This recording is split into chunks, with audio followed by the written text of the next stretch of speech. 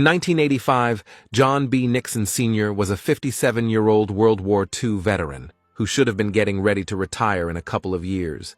Instead, he decided to be a failed hitman.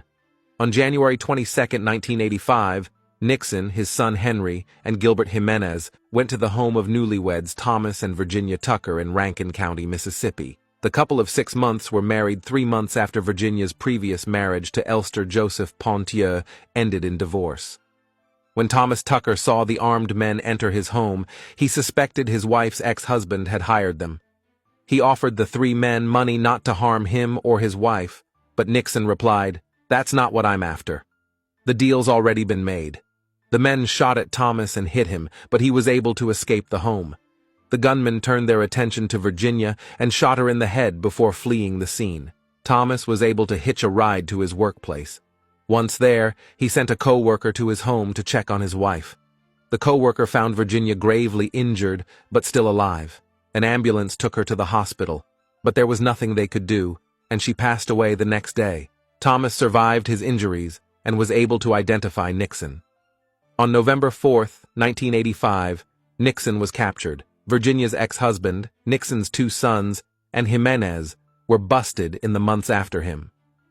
Ponthieux was convicted at trial and sentenced to life in prison. Nixon's sons were given reduced sentences and have been free for decades. Jimenez was also given a reduced sentence, although it's unclear if he has been released. Nixon went to trial in March 1986, and Jimenez was the star witness against him.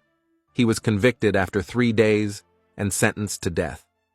Before his execution on December 14, 2005, he had a last meal of a well-done T-bone steak, buttered asparagus spears, a baked potato with sour cream, peach pie, vanilla ice cream, and sweet tea.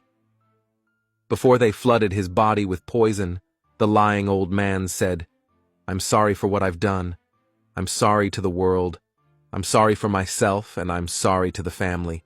I did not kill Virginia Tucker. I know within my heart, and it hurts to acknowledge that it was a son of mine and a Spanish friend, and another man from Jackson." At 77 years old, he was the oldest man in the U.S. since 83-year-old Joe Lee in April 1916. 83-year-old Walter Moody has taken that title after his in April 2018.